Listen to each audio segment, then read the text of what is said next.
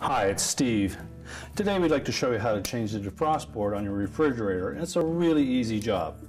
All we're going to need is a 1/4" nut driver, a number 2 Phillips screwdriver, maybe a small flat blade, and a pair of needle nose pliers. Let me show you how we do it. Now before we begin this repair, the first thing we'll need to do is to disconnect power to the refrigerator. So pull it forward and unplug it, or locate the electrical panel, turn off the appropriate breaker, or remove the appropriate fuse.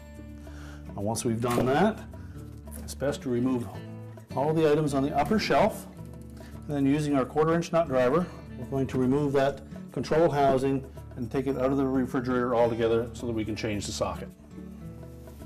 So we begin by removing this 1/4" hex head screw that secures the housing to the ceiling of the fresh food compartment.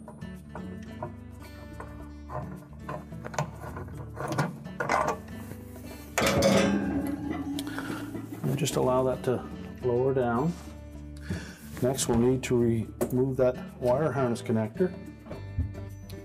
And just put your flat blade screwdriver in at the front there to remove that connector.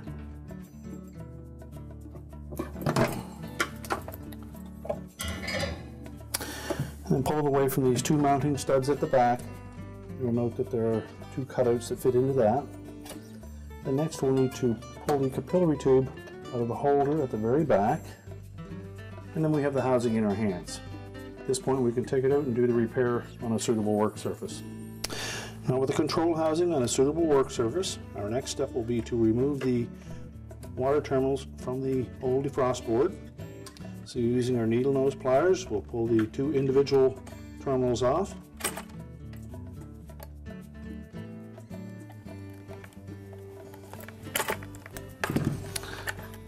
Now to remove that 4-wire terminal block, they're often on there quite snug. So take your flat blade screwdriver and just pry against the board to get it loose.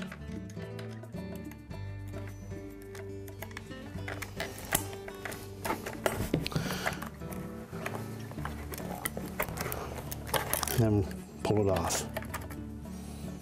Now next we'll flip that housing over and we'll remove the 2 Phillips screws from the bottom.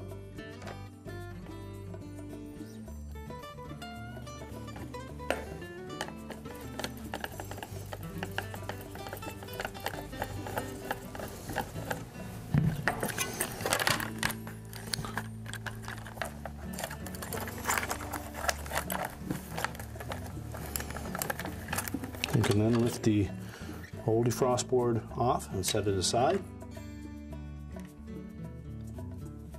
We'll position the new one in the same location.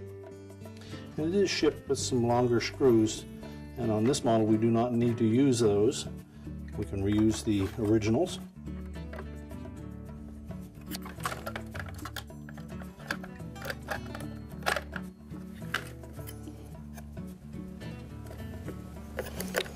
So begin by lining up the screw holes with the holes in the housing.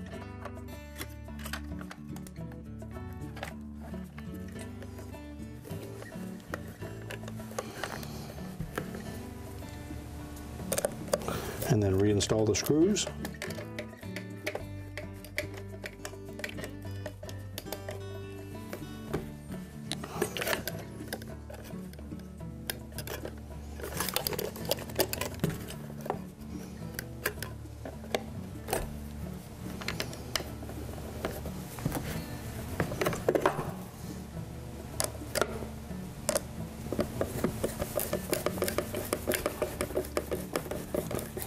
And tighten those both securely.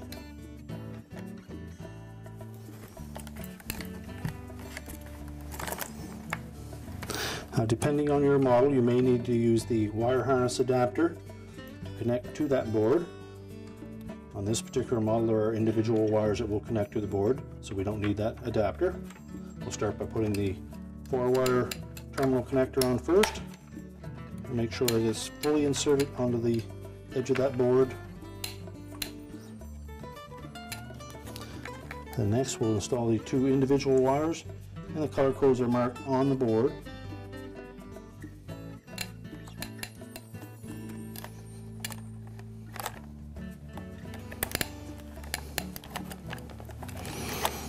Again, make sure that they're on there nice and snug.